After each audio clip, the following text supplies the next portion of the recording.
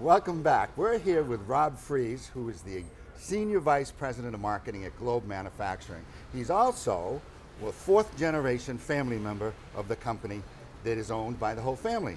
Rob, how are you? Good day. It's great to be here with you, Kevin. You know, I thought about this company, and and I'm looking always for interesting subjects to be able to put on my show, Brandworth, and I thought about you guys because you're fourth generation.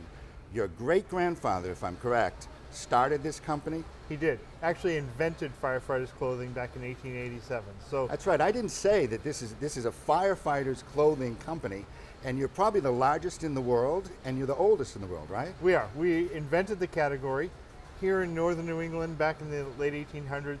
It was about really keeping firefighters warm and dry. And so back then he invented kind of a three-layered system approach to dressing firefighters to go out to fires and join bucket brigades. Was he a firefighter? He was. He was. Okay. He was a firefighter. My grandfather's a firefighter, and I've been on the local department for 30 years myself. Right. And it's a fascinating business. We've got great customers. They're passionate about what they do.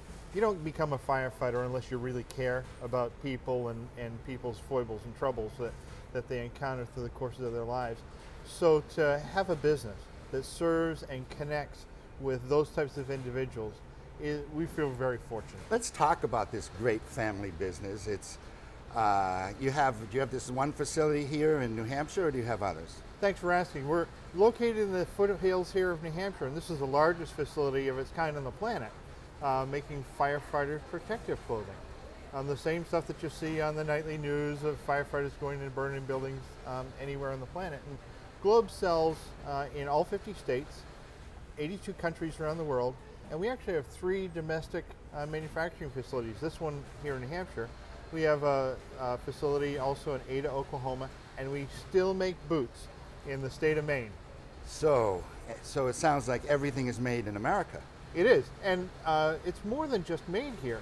With over 400 American workers, we actually source most of our components domestically as well, and that's been a challenge for some of our business units to get their sourcing materials made domestically. Some of those had gone offshore years ago, and those technologies didn't even exist.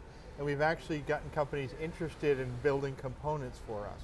You know, when I think of positioning and I think of how companies and brands position themselves, I was thinking about you on the way up here, your company. I was thinking, you know, they are actually in a higher calling of a business, because what you do protects the people who protect us. And that's a pretty cool thing to do, don't you think? I do. You talk about it like it's almost a religious experience, and it is. We term it a higher calling. It's an honor to serve these types of individuals that go and put their lives on the line to save complete strangers. Sometimes they're our friends and neighbors, but oftentimes they're just folks in our own communities, and we just care enough to go out and do that type of work. So how do you market the company? When it first started, your great-grandfather marketed it, and now where have you come in marketing? Well, in the late 1800s, early 1900s, it was all a catalog business. Having firefighters turnout gear is sort of like death, taxes, and fires, the 3 constants in life. And we went from that catalog business to actually bringing on distribution and adding distribution across the country and then across the planet. And we've tried to make distribution very relevant in our business. So we use a lot of fire academies and instructors that are well versed in firefighting tactics and techniques. And we go to those folks and we employ a process that we call voice of the customer. Essentially, Kevin, we ask 3 questions. What do you like? What do you not like? And what would you change if you could? And that elicits a whole series of responses. And we get problems, and we categorize those problems. And then we have relationships with 5 universities here in the United States that are research institutions, and we go to them and articulate the problems that have been told to us, and we bring those technologies out of the laboratories of these universities onto the streets of the United States. Well, that sounds like such a fundamentally basic principle of listening to your customers. But you know, a lot of companies don't do that. They don't go out and ask. Let's step aside now and let's talk about the family aspect of your business, because there are so many family-owned businesses in the United States, and I am part of one. and I know that I have other clients that are family-owned businesses, and you are. Tell me how many people actually from the family work in the business with you right now? I've got a cousin-in-law that's in the business with me, and a much older brother, as I like to refer to him.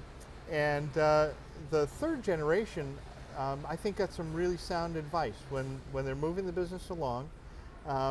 The advice from counsel and so forth suggested that you want to make sure that the owners of the business are also the people that are working in the business, and figure out how to take care of everybody else outside of the enterprise.